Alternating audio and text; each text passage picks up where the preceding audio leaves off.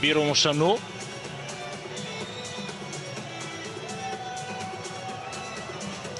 Естествено, че Алжир е отбор пълен с звезди в този тим.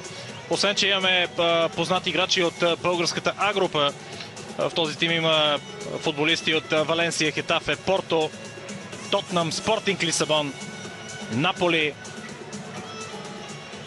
От друга страна, Южна Африка разчитва повече на своя по-сериозен колектив.